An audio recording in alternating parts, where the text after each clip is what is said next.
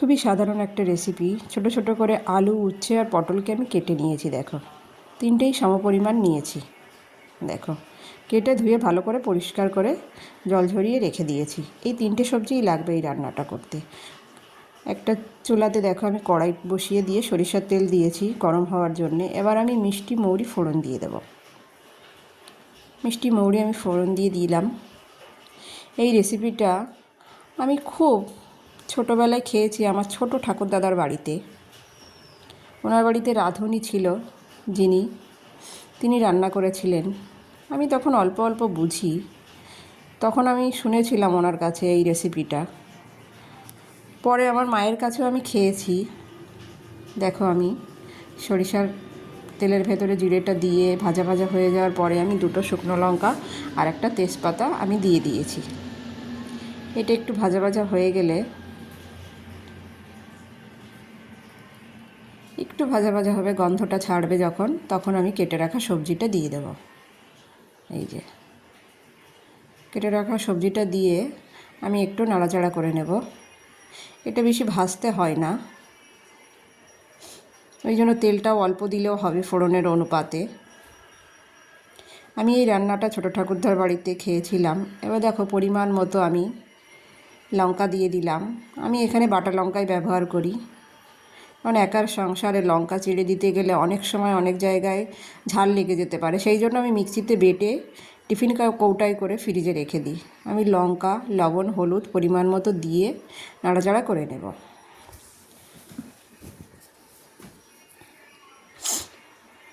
আমি এই যে নাড়াচাড়া করে নিচ্ছি। এটা বেশি ভাজতে হবে না, হালকা পাতলা ভাজলেই হবে। এই যে একটু হালকা পাতলা ভাজি হয়ে গেছে।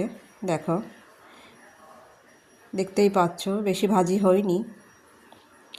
একটু হালকা যে লবণ হলুদটা দিলাম সেটা একটু কাঁচা গন্ধটা চলে যাবে। এবার আমি একটুখানি জল দিয়ে দেব। এটাই হচ্ছে রেসিপির বৈশিষ্ট্য। জলটা দিয়ে দেব পরিমাণ মতো, যাতে সবজিটা গলে যায়, জলটাও টেনে যায়, এবং সবজিটা যাতে আমি ঘন্টর মতো করব, কাদা কাদা মতো, সেটা হয়ে যায়, যাতে সবজিটা ভালোভাবে সিদ্ধ হয়ে যায়। এটা বেশি ভাজতেও হলো না, কিছুই করতে হলো না। দেখো, বলেছিলাম না খুবই সুন্দর সাধারণ সিম্পল রেসিপি। দেখো, আমি এটা ঢেকে দিচ্ছি সবজিটা গলে যাওয়ার জন্য বা সবজিটা সিদ্ধ হওয়ার জন্য। দেখো, জালটা আমি ফুল ফ্লেমে দিয়ে দেব। এবার সবজিটা আমি, দেখো সবজিটা আমার হয়ে গেছে।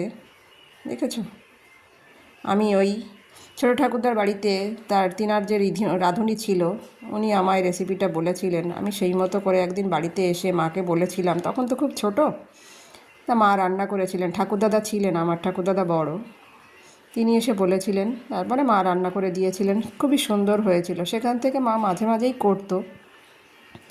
সেটাই মনে রেখে আজকে আমি এই রান্নাটাই আজকে করলাম।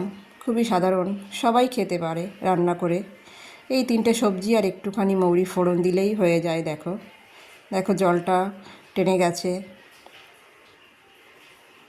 সবজিটাও আমার অনেকটাই কাদা কাদা হয়ে গেছে। এইভাবেই নাড়তে হবে আর সবজিটা খুন্তি দিয়ে মাখাতে হবে, যাতে যেরকম কাদা কাদা হয়ে যায়, একটা পেস্টের মতো, যতটা সম্ভব করা যায়। ব্যাস, এর ভেতরে আর কিচ্ছু যাবে না। ব্যাস, এটাই এরকমভাবেই নামিয়ে নিতে হবে। দেখো, এটাই খেতে খুব টেস্টি লাগে গরম গরম ভাতের সঙ্গে, কিংবা সকালবেলা রুটির সঙ্গে।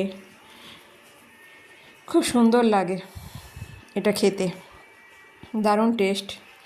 একটু হালকা হালকা তিতো তিতো লাগবে, মৌরির একটা মিষ্টি গন্ধ, খুবই সুন্দর লাগে খেতে।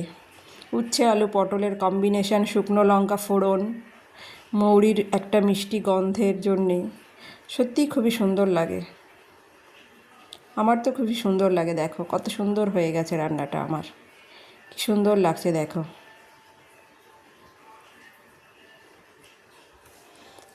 এরকমই হবে মাখা মাখা কাদা কাদা।